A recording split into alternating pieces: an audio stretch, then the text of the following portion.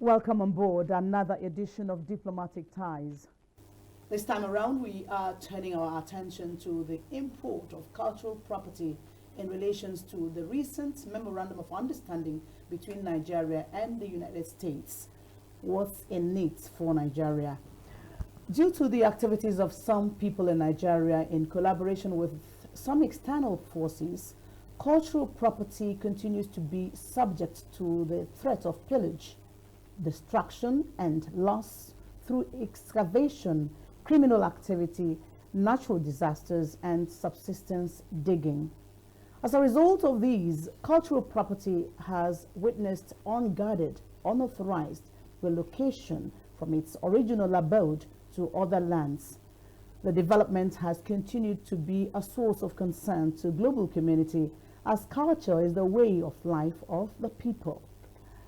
As a way of curtailing the development, on January 20, 2022, the United States and Nigeria signed a historic Memorandum of Understanding that launches a cultural property agreement between both nations.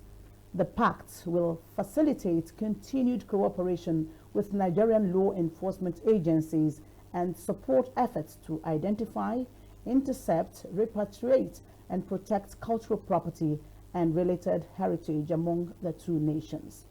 It is also aimed at promoting the exchange of archaeological materials for scientific, cultural, and educational purposes, with the aim of increasing public awareness on Nigerian cultural heritage. In addition, the pact will enhance the already strong cooperation to preserve and maintain Nigerian cultural landmarks and sites through the Ambassador's Fund for Cultural Preservation.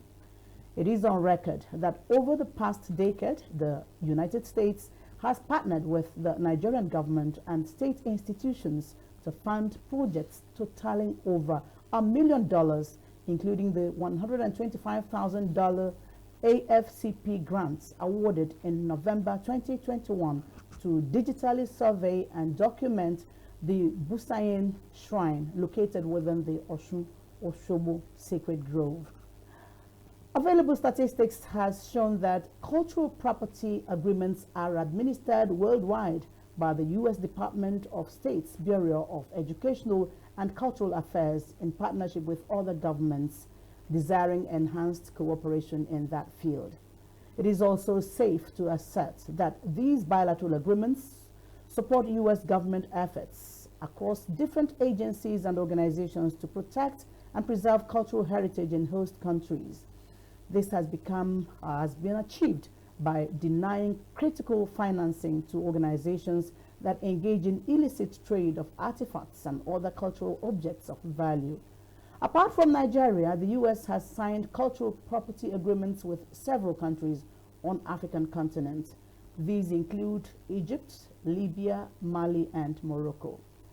The basis of this agreement is that Nigerian antiquities being imported into the United States without the requisite export permits will be seized at the border of the United States and returned to Nigeria without the arduous and costly task of going through the labyrinth of judicial and diplomatic processes.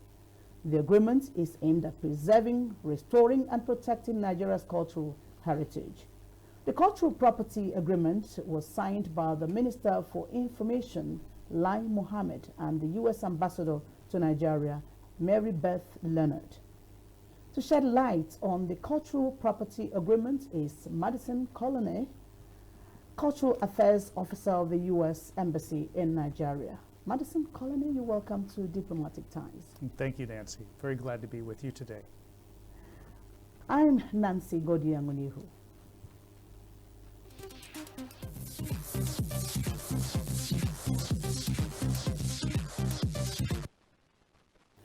Welcome once again, Madison. Thank you again. Okay, let's start. What's really cultural property by way of definition, and then what's its value or worth to humanity? Cultural property covers a wide range of objects, artifacts, and even traditions. Within the new bilateral agreement that we signed on January 20th, we're looking at a range of objects from the period you mentioned, approximately 1500 BC to AD 1770. This covers a period of time when a number of religious objects, ethnological, archaeological objects of rare value have been, unfortunately, not only discovered, but expropriated or excavated and removed from Nigeria through illicit trading. And this is what this agreement targets. So we're talking about a wide range of things, but one way to help viewers understand is think of the famous Benin bronzes, which have appeared in museums worldwide because they are so treasured as for their rare form and beauty. And in terms of the cost to humanity, it's the cost of an understanding of one's own history and patrimony. So in many ways, the loss of these objects is priceless, it's invaluable. And for Nigerians and for other countries that have lost objects like this, it means they're essentially being robbed of their heritage. So the objects are really, really costly. The objects cannot be replaced, and they represent the civilizational worth of entire tribes or cultures that have existed in Nigeria for millennia. We're all aware of the rich and diverse heritage of Nigeria, and so not only protecting these and preventing their illicit trafficking to other countries means that they can be recovered for the next generation of Nigerians. Could you identify the threats to cultural property globally? And that's to say, there are really threats to cultural property. They are, because they are so rare and because they are valued. There is an illegal market for cultural objects of this kind. And because they're so rare, the actual value of a single object could be very high in the millions or even larger sums of dollars or other currency. And so when these traders are able to move objects out of Nigeria, they recoup a princely profit. In which case, in the case of criminals, that means they fund their other organizations and operations. And in the case of additional outfits like terrorist groups, they're able to promote their activities through the sums they recover from the sales, illicit sales of these objects. So by going after these illicit markets, we make it harder for the traffickers to earn any profit from the trade. It means it has a link with the terrorist activities? I'm not saying there's a link, but I'm saying that whether it's a criminal operation that recoups the benefit or a terrorist organization like we saw in Iraq that seeks to sell these objects in order to fund other activities, these markets are targeted by the Cultural Property Agreement. Could this be the reason for the signing of the Cultural Property Agreement between Nigeria and the U.S.? What's significance? Well, we know that the United States is one of the largest destinations in the world for cultural objects, including illicit objects. We're a trading nation like Nigeria, and it should be no surprise that we have a large number of illicit trades coming into our country. For that reason, and because we want to build on the warm bilateral relationship we have with Nigeria, we want to enter into this agreement to prohibit the trafficking of objects and do what we can to facilitate their return. Now, what does Nigeria stand to gain from this historic agreement? Well, as you mentioned in the opening segment, there's going to be an open door now to technical assistance between our border control agencies, between our law enforcement agencies, as well as a decrease in the number of objects that will be trafficked between the two countries. In addition, we're looking to build on the positive side of the ledger in the sense that we will be able to share for educational, cultural, or scientific purposes some objects.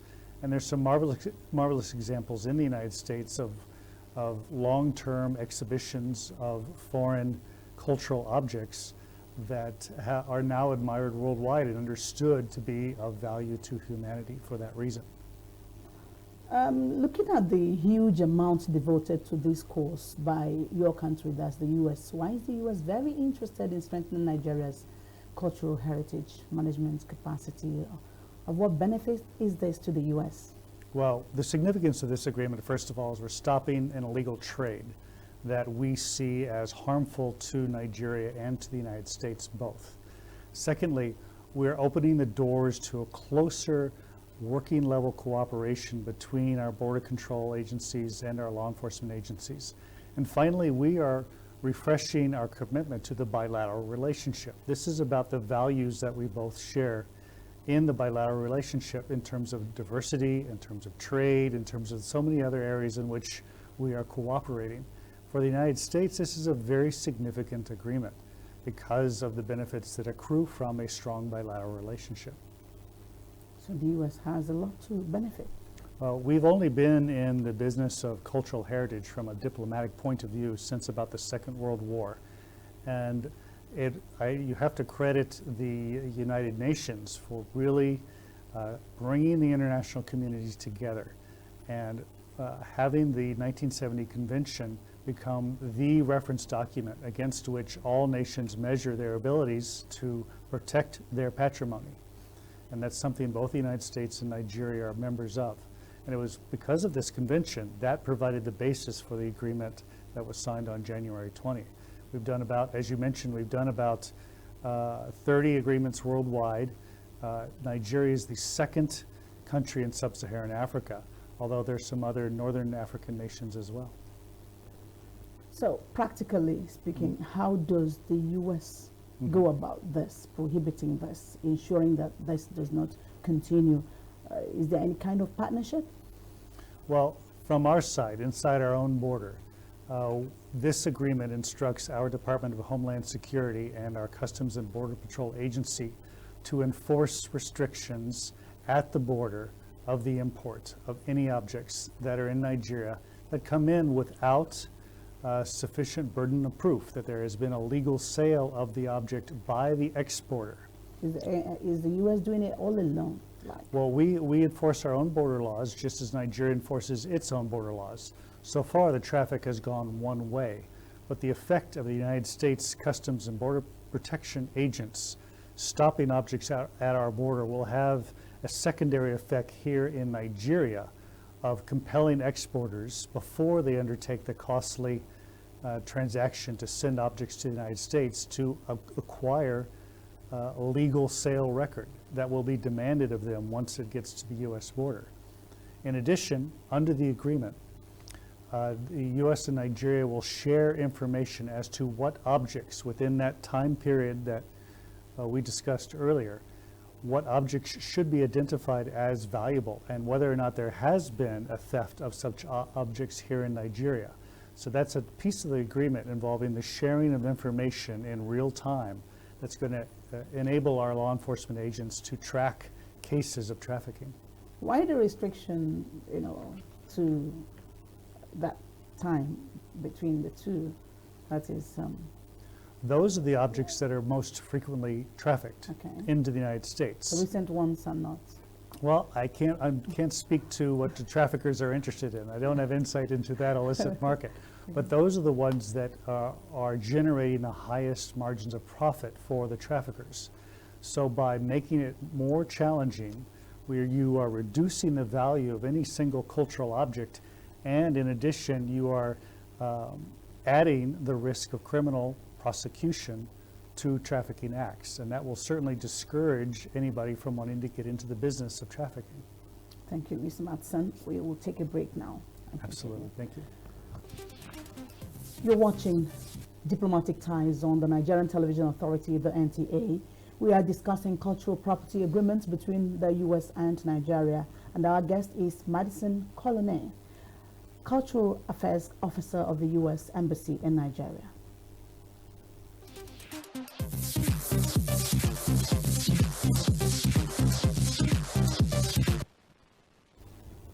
Now, Madison, I want to ask you, how did the U.S. see the return from Germany of some stolen Nigeria's artifacts 124 years after?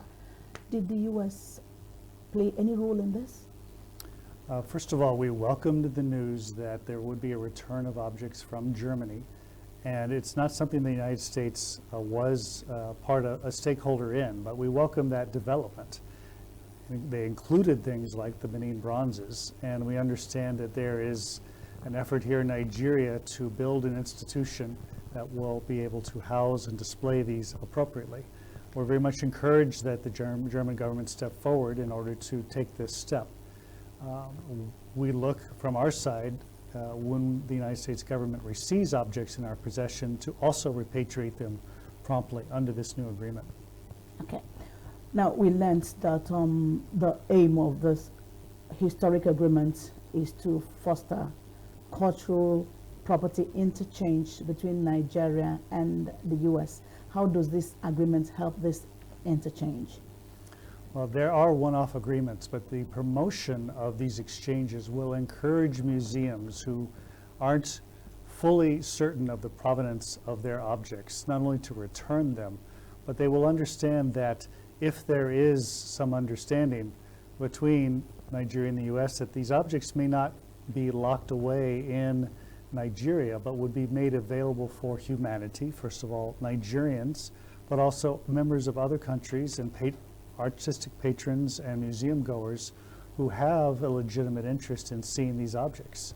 In this regard, we think very highly of the Nigerian government's viewpoint on the return of cultural objects. Of course, they belong to Nigeria, but at the same time, there is an interest worldwide in having these objects be part of the broader patrimony of the world and cultural heritage. So when we promote understanding like this, you could see cooperations between our great museums with respect to any number of civilizations or archaeological excavations that will facilitate a positive transfer of expertise and understanding between the two countries. Nigeria and the U.S. can interchange cultural property. Exactly, Yeah, and this is a very future-looking. That's a legal way of doing it. This is a legal way of doing it. It's a very future-looking way of doing it, and we don't have too many antecedents of that between the United States and Nigeria. So this formalizes and states our intention to make this happen. Now, the U.S. had signed this type of agreement with several countries in the African region like Egypt, Libya, Mali, and Morocco. Mm-hmm. What are the difficulties encountered in the execution or honoring of this agreement? Has it actually been so rosy? It has had some ups and downs, and sometimes the return of objects in particular has taken longer because there hasn't been a smooth system of repatriation. But this is the beginning. We're stating our intent to make this happen. And during the signing ceremony, for example, Ambassador Leonard mentioned the fact that she was able to see the repatriation of several hundred objects from the United States to Mali under their bilateral agreement. So these are ways of working through, at a bilateral working level basis, the challenges that will accrue from making this kind of commitments to the repatriation of objects. We have some examples in the U.S. from our past. For example, if one visits the Metropolitan Museum of Art in New York City, a museum goer there will see this beautiful ancient Egyptian temple. That was a gift to the United States from the government of Egypt, because under UNESCO, the Egyptian government asked for international assistance to protect and record, and in some places remove, sacred sites, including temples, from what is now known as Lake Aswan, when the high dam was built, and it flooded the entire plain south of the dam. Many of those temple sites no longer exist, but because the United States was such a strong contributor to this UNESCO effort, the government of Egypt gifted to the United States this beautiful temple to their ancient gods, 800 tons of rock, which were removed stone by stone, shipped to the United States, and recreated in the Metropolitan Museum of Art. It's just on display for all of humanity to see today. It's so good, actually. Somebody doesn't need actually to go to Egypt to see such a site. Well, they certainly... You can see it in the U.S. without could. having to go to Egypt. Well, and if they go to Egypt and they go to this particular site where this temple was located, all they will see is a very deep lake. Wow. So in some ways, having the U.S. and Egypt share this beautiful temple was the best result for both countries, because of course Egypt requires the irrigation and the power generation that the Aswan Dam provides. Whereas the U.S. was able to accommodate this beautiful temple and allow scientists and archaeologists to continue their research into that civilization. I'm hoping for the same with our agreement with Nigeria. Okay, now let me go back to the agreement with Nigeria. Why is that agreement restricted to initial 5-year period? Is it like a test run or what? Well, we understand this is a new initiative. So as you mentioned, there will be some kinks to work out, not only on the prevention side and the information side, but also in the repatriation. So the 5-year period is going to help us work those through and demonstrate that the agreement is a success. 5-year term. Well, it's a renewing 5-year term, Okay. and the two governments, under the can be agreement, renewed? of course, the two governments are committed to renewing the agreement on a 5-year period, with the proviso that we're going to examine the agreement to see what is working and what is not. What punishment is given to people who actually engage in this type of trade? Oh, Well, that'll be a question for prosecutors on both sides. With respect to traffickers on Nigerian soil, they will no longer be able to export items to the United States, the largest market in the world, whether legal or illicit trade. With regard to Americans who participate in this activity, they will be prosecuted under federal law, under our system of justice, for engaging in this kind of illegal activity. if it's a foreigner? If it's a foreigner also engaged, they will also, we will certainly refer them to the competent authorities within that nation, and they would be barred from accessing the United States markets. So what's your advice to nations of the world regarding the preservation and protection of cultural materials? The cultural patrimony is among the most valuable assets any nation has, and it's not only for its present generation, but for its future generations.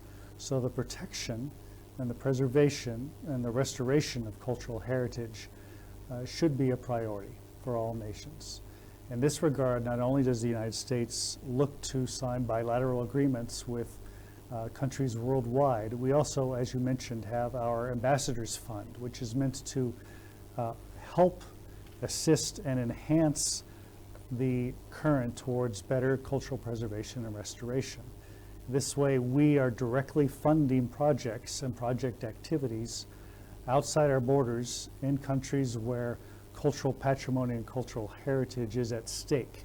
And for just a small amount of some funding, you could perhaps preserve a civilizational value or a tradition or even a language that is at risk of extinction.